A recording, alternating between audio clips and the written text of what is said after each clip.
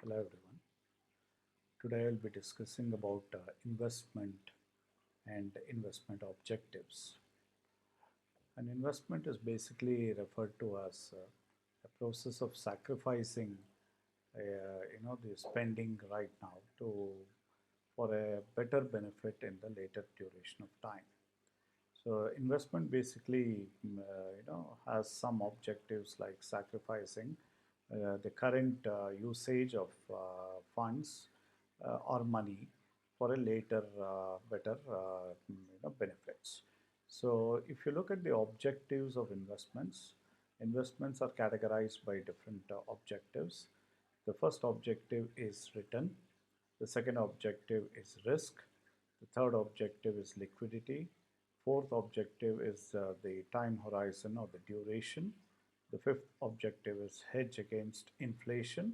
And the sixth objective is taxability. So let us look at each one of them. The first one, which is the return.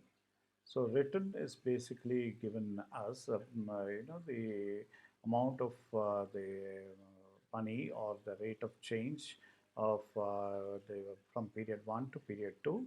Like for example, if somebody has bought a share price and then has sold those share price, what is the price of the share in period one minus the share price at the period zero divided by the share of the price 0, the base price, into 100 gives you the return percentage, which we call it as the holding period return. So similarly, if somebody has got a wealth at W1 and then after some period the wealth is W2, so W2 minus W1 divided by W1 into 100 gives the return. So normally whenever an investor is investing, so he normally looks out for a higher return.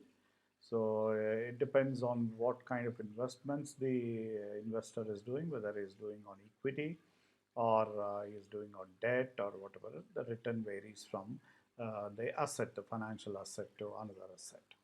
The second parameter is the risk. Risk is again one of the most important objective for investment. So we have different kinds of investment based on the objective of risk. We have the different types of investors like the risk averse, so those people who normally don't want to take risk. Then the risk takers were the investors who basically want to take high risk, and the risk neutral who basically neither take risk or nor they take too low risk or too high risk. The risk averse are those people who normally don't take risk and they normally resort to investments in something where the investment is safe, the principal amount is safe, something like a fixed deposit or maybe government bonds or RBI bonds, where they feel that the principal is safe.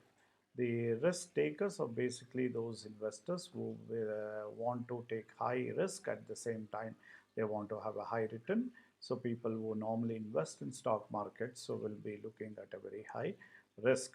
At the same time, they also expect a very high return.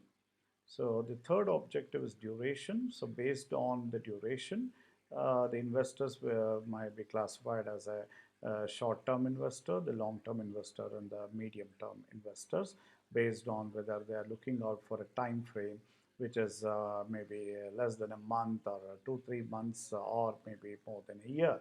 So if somebody is looking out for 2 3 months or maybe within 3 months, then you can call them as a short-term period investors. So somebody was looking at about 6 months to 1 year could be intermediate, and more than 1 year could be taken as a long term. So it is just a matter of time period, so which you can classify them as a short, long, and medium term. The fourth factor is the principal amount. So based on whether the investor wants to protect his principal amount of investment, like for example, if there's 10,000 rupees and the investor wants to protect the 10,000 rupees but earn some income on that, so probably will go for a fixed deposit or a RBI bond or something like that, which gives him the income, but at the same time the principal amount is safer. But if somebody wants to take a risk, so in such